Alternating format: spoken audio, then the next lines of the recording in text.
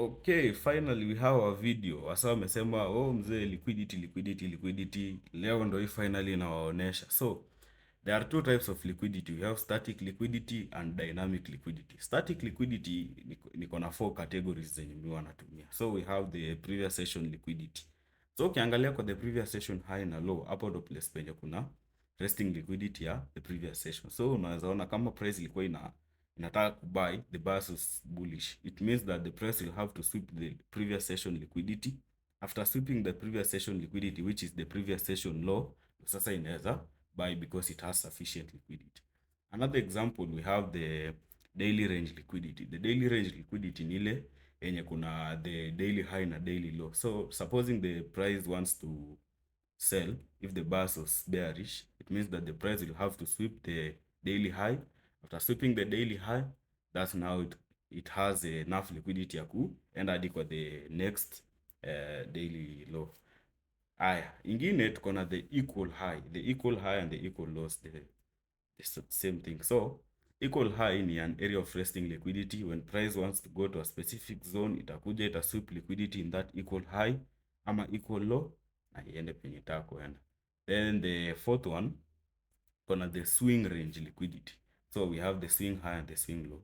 Swing high, supposing price inataka ku sell, it will have to sweep liquidity in the swing high. After sweeping that liquidity, it has sufficient liquidity to go to the next zone. Na ukiangalia vizuri hapa kuna equal high. This means that there is a lot of resting liquidity hapo, so price will come to sweep liquidity while targeting the next zone. Aya, the second type of liquidity, we have the dynamic liquidity. Hii ni ile liquidity yenye inasonga na market, si ndio? So for dynamic liquidity, I like using volume because volume shows the blueprint na the market inaendelea at that particular moment, aligning with price action in some way. So I use the volume profile to identify how I can get those liquidity zones. So an area of high volume inaonyesha that there is little liquidity in that. Okay, there is a lot of liquidity na market huwa inapenda liquidity, so it will trade in an area of high volume. But when it crosses over to an area of low volume, this means that there is imbalance and inefficiency in that area. So this means that the market will have to generate its own liquidity. It will have to sweep. Itaanza sasa hunt stop losses, hizo vitu zote ndo iweze kurudi kwa an area. Na hiyo area of high liquidity ni hapo place kuna high volume, si ndio? So ukiangalia vizuri this line yenye iko hapo, volume profile inakuwekea kila kitu. That's called the value area high. So when price crosses the value area high, it shows that the volume has now dropped, and that is the value area low. So this is the range that shows and separates the area of high volume and area of low volume. Then that's the point of control where the highest volume was experienced. So ukiangalia hapo katikati kuna a lot of liquidity. That place is very somehow balanced, I can say. This is an area of attraction, like price inapenda kuchezea hapo almost 70%. Kuna a lot of liquidity hapo.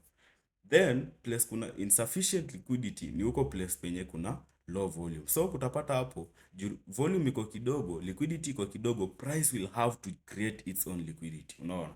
So itafanya aje? Itakuwa ina sweep liquidity, itakuwa ina hunt stop losses, itafanya kila kitu in that zone. Utapata hapo ndo kuna ma accumulations, hizo vitu zote itafanya hivyo ndo i-generate liquidity. After generating liquidity, i-absorb then i-release. Release ni sasa sanye inarudi ndani ya hiyo range penye kuna high volume.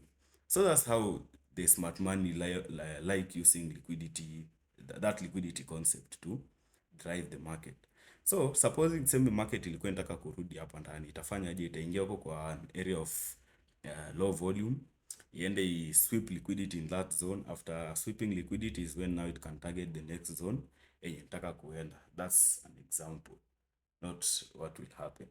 Yeah, so this area inaoneshanga that there is inefficiency. Then another thing unafaa ujue that hapa kuna a lot of hunting in that place, as I have told you. So price itakuja ita hunt. Okay, smart money will hunt stop losses in that zone, sweep liquidity, then use that liquidity to go to where they want to go.